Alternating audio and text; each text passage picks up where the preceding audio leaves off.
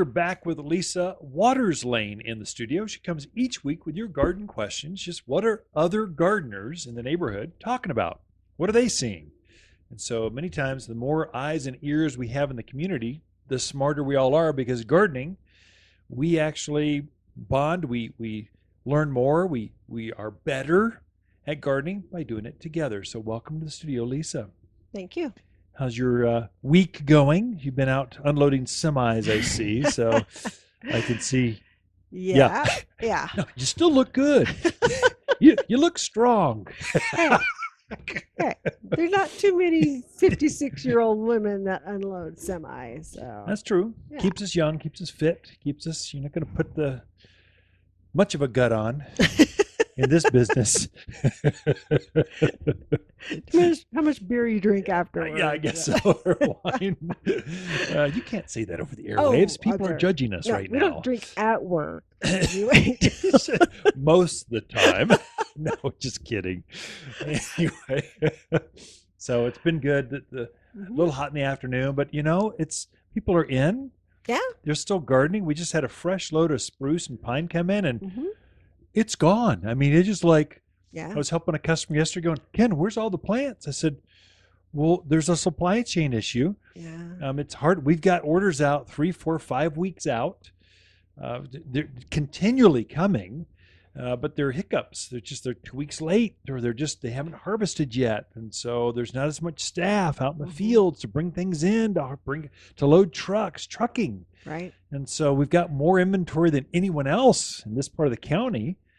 But it's still, and there's still demand. So sales are still up, I don't know, 35% or something, some crazy, off a record year from last year. So it's still going.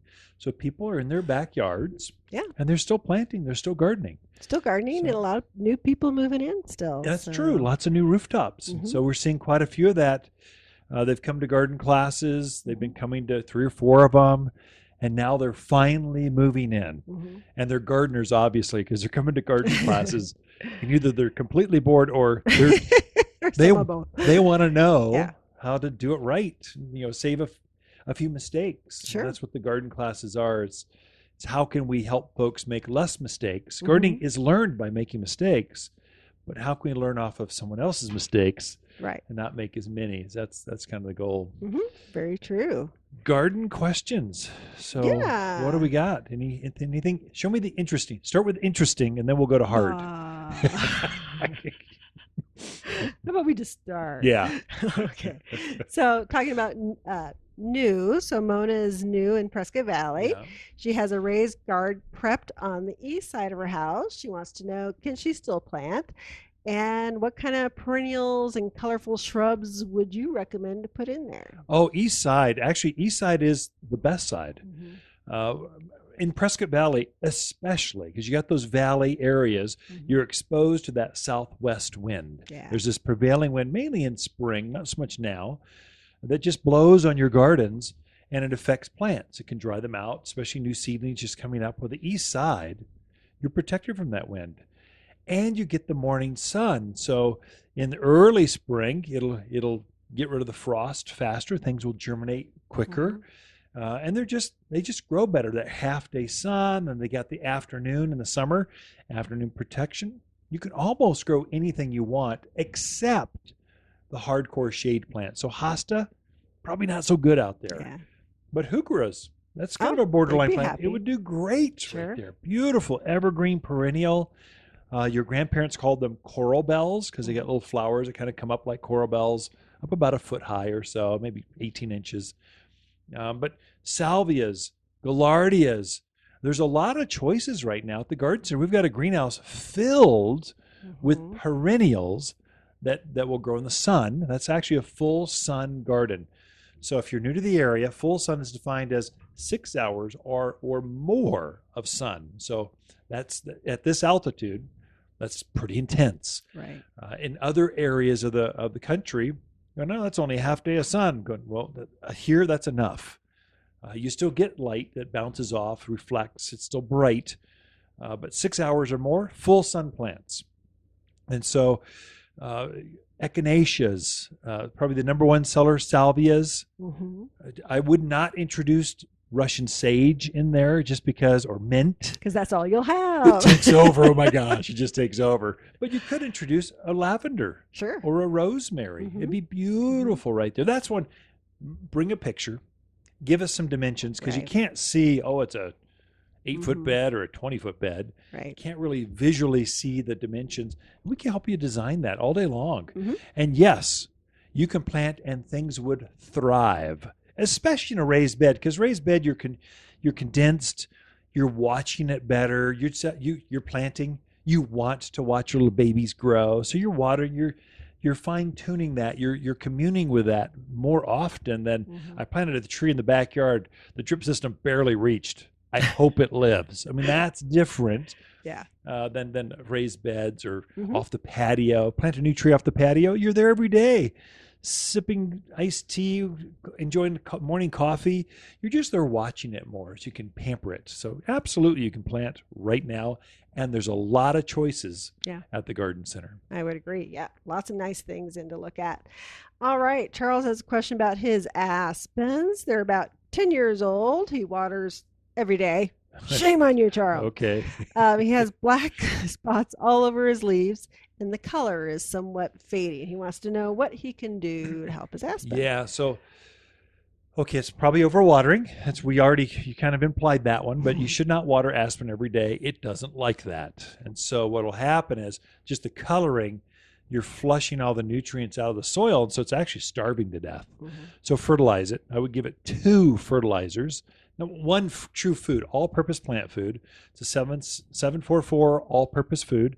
We make it here at Waters Garden Center.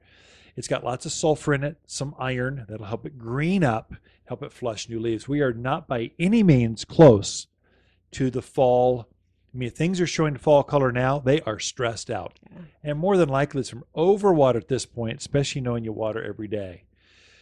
We've probably got some root rot, some things going on. So just come talk to us. This is probably important. Don't let it go. Mhm. The tree is stressed and it will die on you if you're not careful. I mean, you just want to pamper it, but there's plenty of time to recover. Probably back the watering off to a couple times a week. Give it rest at least one day.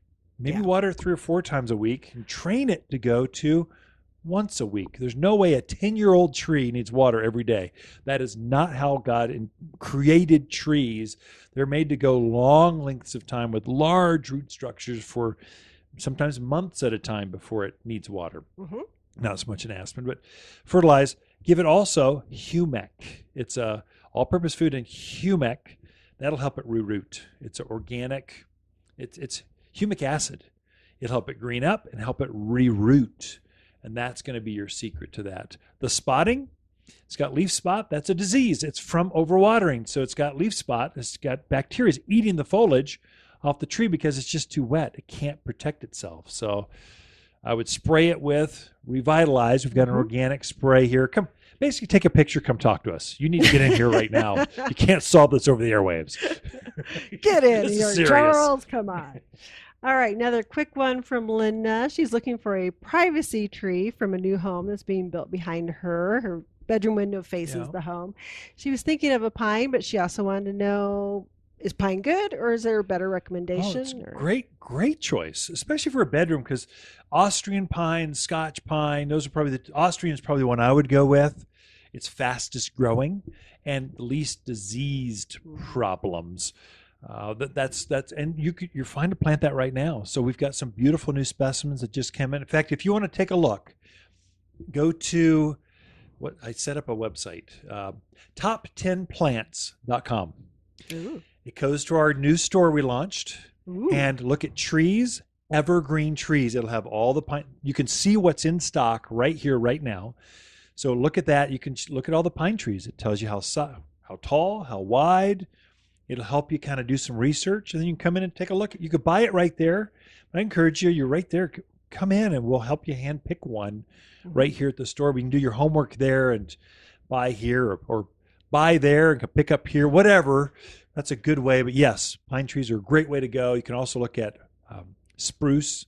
You can look at junipers, cypress. There's more choices, and all of those are on that top 10 plants. Okay. com.